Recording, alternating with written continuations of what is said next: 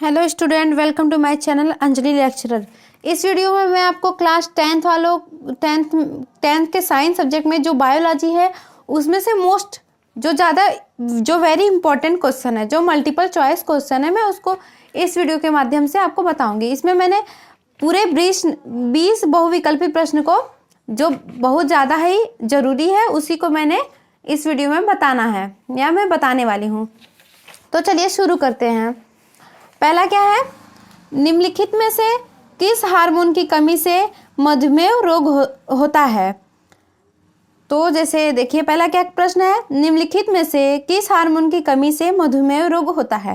पहला ऑप्शन है ग्रेस्टीन, दूसरा है इंसुलिन, तीसरा है थायरॉक्सिन, चौथा है पैराथार्मोन।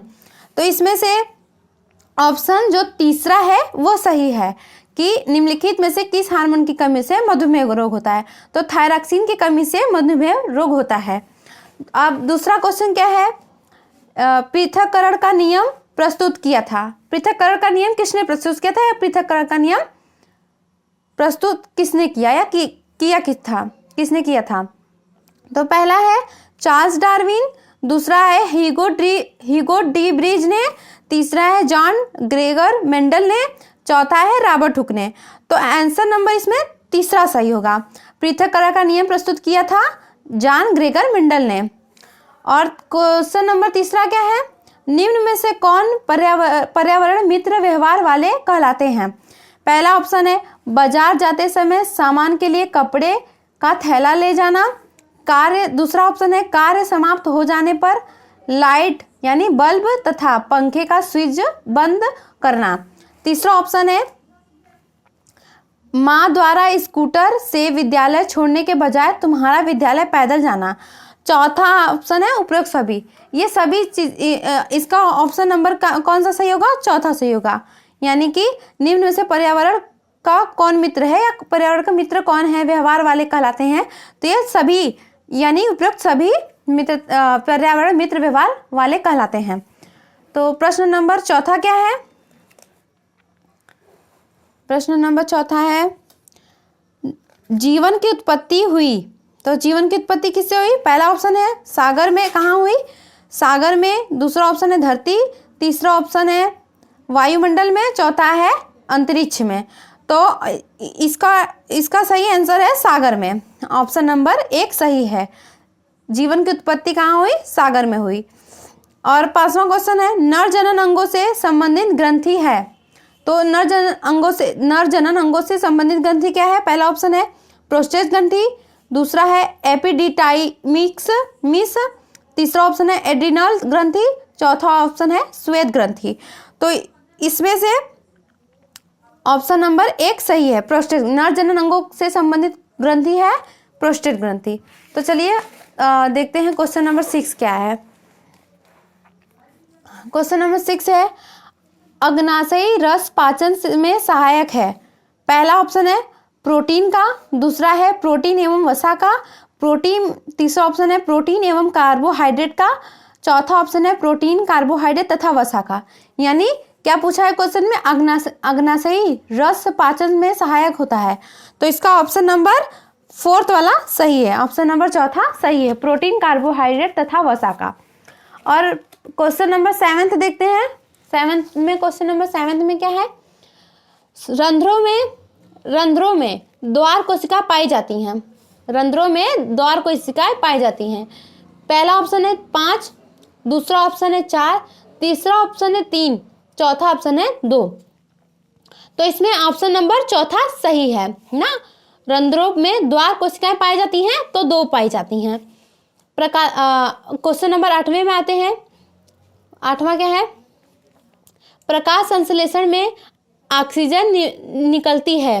प्रकाश संश्लेषण में ऑक्सीजन निकलती है। चलिए ऑप्शन देखते हैं।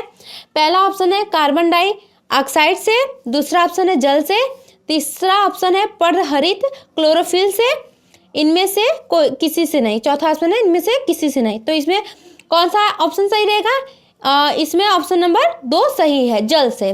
प्रकाश संश्लेषण में ऑक्सीजन निकलती है जल से। ठीक, अब क्वेश्चन नंबर 9 में आते हैं। 9th वाला क्वेश्चन क्या पूछा है, रासायनिक विकास के किस चरण में न्यूक्लियोप्रोटीन का निर्माण हुआ? यानी रासायनिक विकास के किस चरण में न्यूक्लियोप्रोटीन का निर्माण हुआ? पहला ऑप्शन है प्रथम, दूसरा ऑप्शन है द्वितीय, तीसरा ऑप्शन है तृतीय, चौथा ऑप्शन है चतुर्थ। तो इसका ऑप्शन कौन सा सही रहेगा? चतुर्थ। ठीक, रासायनिक विकास के किस चरण में? तो चतुर्थ चरण में। पांचवा क्वेश्चन क्या है? मनुष्य के मस्तिष्क का कौन सा भाग ताप नियंत्रित रखता है? मनुष्य के मस्तिष्क का कौन सा भाग ताप नियंत्रित रखता है? पहला है पिट्यूटरी ग्रंथि, दूसरा है हाइपोथैलेमस, तीसरा है डायनोसिफेलान, चौथा है इनमें से कोई नहीं। तो इसका ऑप्शन नंबर सेकंड सही है, हाइपोथैलेमस। मनुष्य के मस्तिष्क का कौन सा भाग, हाइपोथैलेमस भाग जो है वो ताप नियंत्रित रखता है। अब क्वेश्चन नंबर 11 में आते हैं। किस तकनीक द्वारा जीन की संरचना को बदला जा सकता है?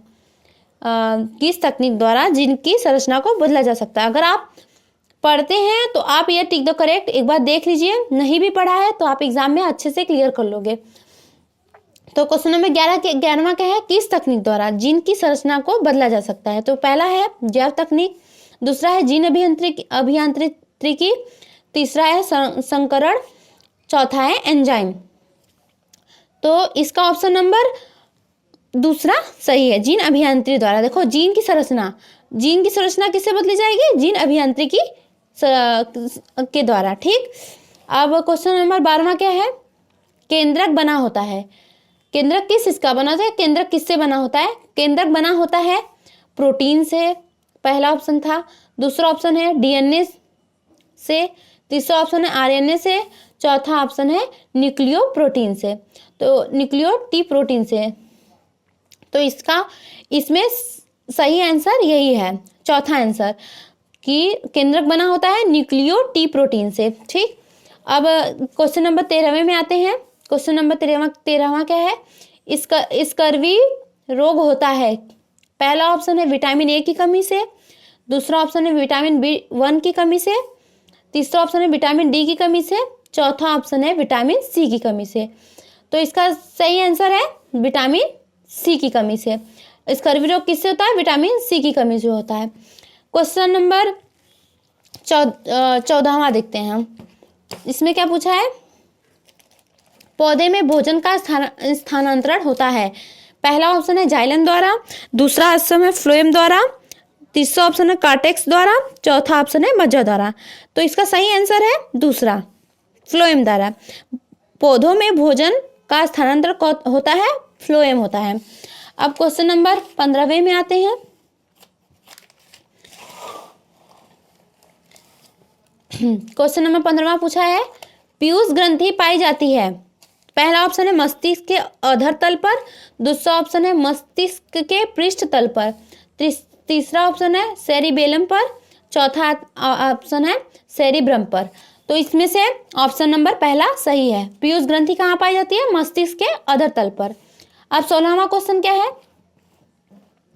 16वां क्वेश्चन है, कौन सा पादप हार्मोन कोशिका विभाजन में सहायक है? पहला है साइटोकाइनिन, दूसरा है ऑक्सिन, तीसरा है एब्सिक्सिक एसिड, चौथा है इथिलीन। तो इसका सही आंसर है पहला ही है, साइटोकाइनिन। यानी कौन सा पादप हार्मोन कोशिका विभाजन में सहायक है? तो साइटोकाइनिन। ऑप्शन नंबर 17वां क्या है? एमाइलेज एंजाइम क्रिया करता है प्रोटीन पर। पहला ऑप्शन है प्रोटीन पर, दूसरा है कार्बोहाइड्रेट्स पर, तीसरा है वसा पर, चौथा है लवणों पर। यानी कौन सा ऑप्शन सही रहेगा? एमाइलेज एंजाइम क्रिया करता है, तो ऑप्शन नंबर कार्बोहाइड्रेट पर दूसरा है। ठीक, एमाइलेज एंजाइम क्रिया करता है कार्बोहाइड्रेट पर। ठीक, क्वेश्चन नंबर 18वें पे देखते हैं। हार्मोन इंसुलिन बनता है, यानी हार्मोन इंसुलिन बनता है, कहाँ बनता है? पहला है पिनियल ग्रंथि द्वारा, दूसरा है थायराइड ग्रंथि द्वारा, तीसरा है अग्नाशय द्वारा, चौथा है पीयूष ग्रंथि द्वारा। तो इसका सही आंसर है तीसरा। ठीक, अग्नाशय द्वारा हार्मोन इंसुलिन बनाता है, अग्नाशय द्वारा। ठीक, अब क्वेश्चन नंबर 19वें पे आते हैं। एंजियोस्पर्म में निषेचन उपरांत बीज कवच बनाता है। पहला है द्वितीयक केंद्रक से, दूसरा है अध्यावरण से, तीसरा है अंडाशय भित्ति से, चौथा है भ्रूणकोश से। यानी एंजियोस्पर्म में निषेचन उपरांत बीज कवच बनाता है। कहाँ बनाता है, यानी कौन सा कवच या कैसे बनाता है, कहाँ पे बनाता है? तो ऑप्शन नंबर दूसरा सही, अध्यावरण से कवच बनाता है। ठीक, अब क्वेश्चन नंबर 20वें पे आते हैं। डीएनए अणु में